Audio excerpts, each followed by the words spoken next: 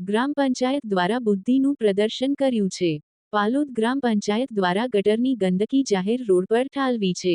જાહેર માર્ગ પર કીચડ, ગાંદો કચરો ઠાલવી દેતા લોકો તૌબા તૌબા પુકારી ઉઠ્યા છે. તંત્રએ કરેલ બેજવાબદારી ભરી કામગીરીને પગલે લોકો અકળાઈ ઉઠ્યા છે. હાલમાં દરેક તંત્ર પ્રિમોન્સૂન કામગીરી કરી રહ્યું છે. પછી એ વીજ વિભાગ હોય, ડ્રેનેજ વિભાગ હોય, પ્રિમોન્સૂન કામગીરી કરી રહ્યા છે. પરંતુ તંત્રએ કરેલ પ્રિમોન્સૂન કામગીરીને પગલે લોકો હેરાન પરેશાન થઈ ચૂક્યા છે. આ દ્રશ્ય માંગરોળના પાલોદ ગ્રામ પંચાયત હદ વિસ્તારના છે.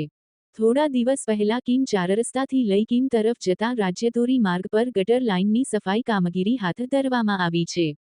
પરંતુ ગ્રામ પંચાયત દ્વારા ગટર દૂષિત કચરો તેમજ કીચડ જાહેર માર્ગ પર ઠાલવી દેવામાં આવ્યો છે. જેને લઈ જાહેરમાં અસહ્ય ગંદકી ફેલાઈ રહી છે. કીમ 4 રસ્તાથી કીમ જતા માર્ગ પર સંખ્યાબંધ સોસાયટી, શાળા, ઔદ્યોગિક એકમો, મુખ્ય માર્ગો આવ્યા છે.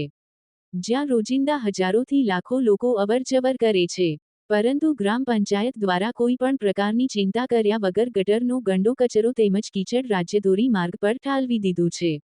જેને કારણે રાહદારીઓથી લઈને રહેણાંક વિસ્તાર લોકો હેરાન પરેશાન થઈ ચૂક્યા છે. જો કોઈ વ્યક્તિ જાહેરમાં ગંદકી ફેલાવે જવાબદાર તંત્ર દ્વારા તો તેને દંડ ફટકારવામાં આવે છે. અથવા તો નોટિસ પાઠવવામાં આવે છે. પરંતુ તંત્ર જ ગટરની ગંદકી રોડ પર ઠાલવે તો તેની સામે કોણ કાર્યવાહી કરશે? એટલું તો ચોક્કસ કહી શકાય કે ગ્રામ પંચાયતે ગટરની ગંદકી જાહેર માર્ગ પર ઠાલવી બુદ્ધિનું પ્રદર્શન કર્યું છે. जगदीश भरवाड़, न्यूज 14 पालोद। हम शंकर सानिधिया टाउनशिप में रहते हैं। ये रोड का कचरा जो है गटर का साफ करके रोड पे ही डाल दिया गया हुआ है। बच्चे लोगों को आने जाने के लिए तकलीफ हो रहा है।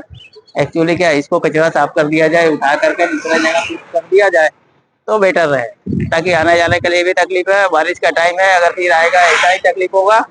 इसमें क्या बीमारी का प्रदूषण वगैरह किसी को बाइक स्लिप कर जाए ऐसे होता है तो तकलीफ अपने को ऐसा हो रहा है। इसकी वजह से दुर्गंध आती है ना, दुर्गंध तो 100% है, आएगी गटर साफ हुआ है तो।